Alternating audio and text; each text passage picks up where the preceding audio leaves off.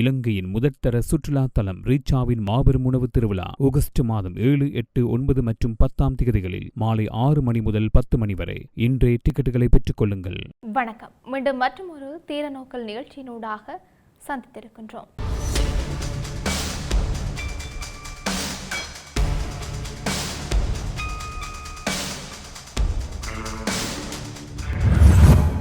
தமிழ் மக்கள் மனித புதைகுழிகளுக்கான நீதியை கோருவதோடு தமிழ் அரசியல் கைதிகளின் விடுதலை, வலிந்து காணாமல் ஆக்கப்பட்டவர்களுக்கான நீதி போன்றவற்றிற்காகவும் தொடர்ந்து போராடி வருகிறார்கள் என்று வன்னி மாவட்ட நாடாளுமன்ற உறுப்பினர் துரைராசா ரவிகரன் தெரிவித்திருக்கின்றார். நாடாளுமன்றத்தில் நேற்று உரையாற்றும் போதே மேற்கொண்டவாறு கருத்து தெரிவித்திருக்கிறார்.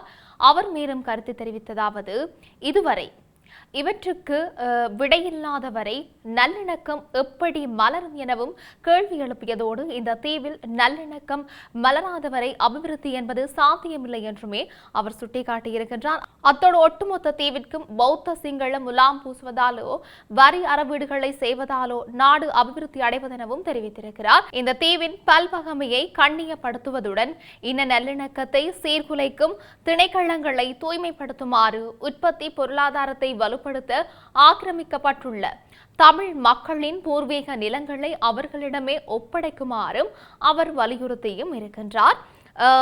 சேர் பெறுமதி வரி சட்டம் மூலம் 2ஆம் மதிப்பீடு சிறப்பு பண்ட அளவீட்டு சட்டத்தின் கீழ் 2 கட்டளைகள் அங்கீகரித்தல், இறக்குமதி மற்றும் ஏற்றுமதி சட்டத்தின் கீழ் விதிமுறைகள் அங்கீகரித்தல் என்பவற்றை மையப்படுத்திய இன்றைய விவாத பொழுதிலே அரசின் வருமானத்தை உயர்த்துவதாகவும் சுற்றுச்சூழல் பாதுகாக்கவும் பண்டங்களின் இறக்குமதி மேலாண்மை கட்டுப்பாடுகள் மற்றும் தளர்வுகளை கருத்தில் கொண்டு அரசின் மேற்படியான சட்ட மூலங்களும் விதிமுறைகளும் கட்டளைகளும் கொண்டு வரப்படுகின்றன. வடக்கு மாகாண தெங்கு முக்கோண வலயத்துக்கான இலங்கை அரசின் முதலீடுகள் வரவேற்புக்குரியன. எனினும் தென்னை மரங்களில் ஏற்படும் நோய் தொற்றுக்கு முழுமையான தீர்வை காண இயலாது.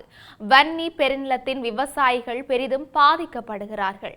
தேங்காய் உற்பத்தியின் வீழ்ச்சியில் இது செல்வாக்கு செலுத்துகின்றது. இவற்றை எதிர்கொண்டு நிலைபெறான விளைச்சலுக்காக தென்னை அபிவிருத்தி சபை கூடுதல் ஆய்வு முயற்சிகளை முன்னெடுக்க வேண்டும்.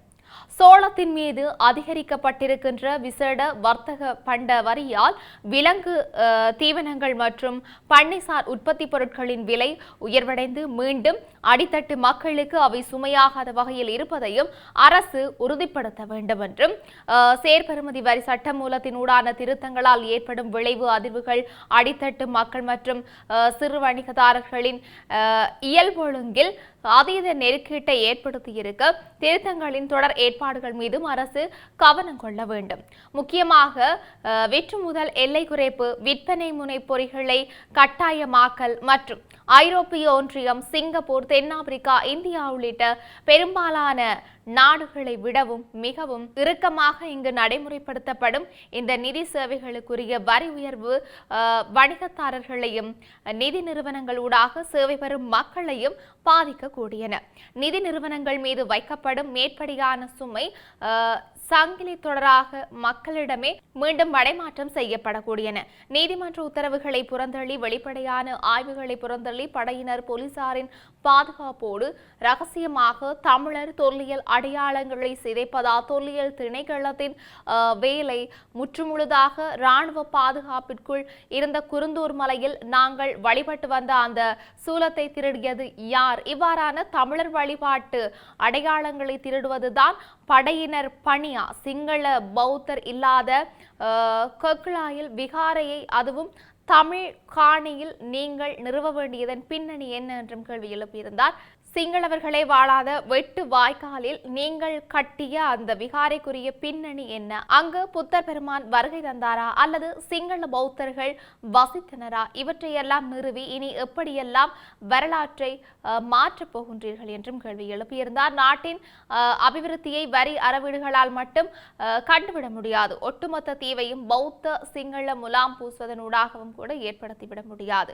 உற்பத்தி பொருளாதாரத்தை வலுப்படுத்த எங்களின் நிலங்களை எங்களிடம் தாருங்கள் என்றளவில் 400 தாண்டும் எங்கள் உறவுகள் என்போலாகி செம்மணியில் இன்றும் சாட்சிகளாக நீதிக்காக காத்திருக்கிறார்கள். மறுபுறம் எங்களுக்காக உடன் நின்றவர்கள் சிறையில் அரசியல் கைதிகளாக விடுதலைக்காக காத்திருக்கின்றார்கள் என்றுமே அவர் தெரிவித்திருக்கின்றார்.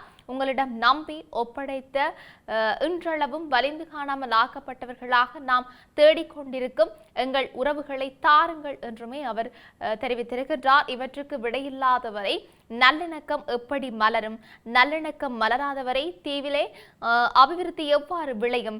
இந்த தீவிலும் கூட நீதி என்பது அனைவருக்குமானதாக இருக்க வழி செய்யுங்கள் என்று சொல்லியுமே அவர் தெரிவித்திருந்தார். இவை எப்படி இருக்க, குற்றப்புலனாய்வு திணைக்களத்தின் காவலில் இருக்கின்ற முன்னாள் அரச புலனாய்வு சேவையின் பணிப்பாளர் சுரேஷ் அலை மீது துஷ்பிரயோகம் மற்றும் சித்திரவதை மேற்கொள்ளப்பட்டதாக முன்வைக்கப்பட்ட குற்றச்சாட்டுகளை அரசாங்கம் மறுத்திருக்கிறது. அமைச்சரவை முடிவுகளை அறிவிக்கும் ஊடக சந்திப்பின் போது எழுப்பப்பட்ட கேள்விகளுக்கு பதிலளித்த அமைச்சரவை பேச்சாளரும் அமைச்சருமான நலிந்த ஜெயதிச சுரேஷ் அலையின் மனைவி மனித உரிமைகள் ஆணைக்குழுவில் அளித்திருந்த முறைப்பாடு குறித்து கருத்து வெளியிட்டிருந்தார். அந்த முறைப்பாட்டில் சலே தங்க வைக்கப்பட்டிருக்கின்ற அறை மிகவும் குறுகியதாகவும் அங்கிருக்கிற வசதிகள் மோசமாக இருக்கிறதாகவும் குற்றம் சாட்டப்பட்டிருந்தது. இதற்கு பதிலளித்த அமைச்சர் நலிந்த ஜெயதிச குற்றப்புலனாய்வு திணைக்களத்தில் இருக்கின்ற தடுத்து வைக்கும் வசதிகள் 2024 செப்டம்பர் மாதத்திற்கு பிறகு சுரேசலேவுக்காக புதிதாக கட்டப்பட்டவையோ அல்லது மாற்றியமைக்கப்பட்டவையோ அல்ல என்று தெரிவித்திருக்கிறார். தற்போது சலே தங்க வைக்கப்பட்டிருக்கின்ற விசாலமான அறையில் இதற்கு முன்னரும் பலர் தடுப்பு வைப்பு உத்தரவின் கீழ் வைக்கப்பட்டிருந்ததாகவும் அவர்கள் யாரும் இதுபோன்ற குற்றச்சாட்டுக்களை முன்வைக்கவில்லை என்றுமே அவர் குறிப்பிட்டிருக்கிறார். மேலும் சட்டப்படி நடைமுறையில் இருக்கின்ற அனைத்து விதிமுறைகளும் பின்பற்றப்படுவதாகவும் கைதிகளுக்கு வழங்கப்படும் பொதுவான விதிமுறைகளின் அடிப்படையிலேயே சுரேஷ் சலே நடத்தப்படுவதாகவும் அமைச்சர் தெரிவித்திருக்கின்றார். சுரேஷ் சலே மேற்கொண்டு வரும் உண்ணாவிரதம் மற்றும் அதனால் அவரது உயிருக்கு ஆபத்து ஏற்பட்டுள்ளதாக கூறப்படும் தகவல்கள் தொடர்பாகவும் அமைச்சர் கருத்து வெளியிட்டிருந்தார். சலே வாய் மூலம் உணவு எடுத்துக்கொள்வதை மறுத்து வருகின்றார். ஆனால் அவரது உயிருக்கு எந்தவித ஆபத்தும் இல்லை என்று சொல்லியுமே அவர் வலியுறுத்தி இருக்கின்றார்.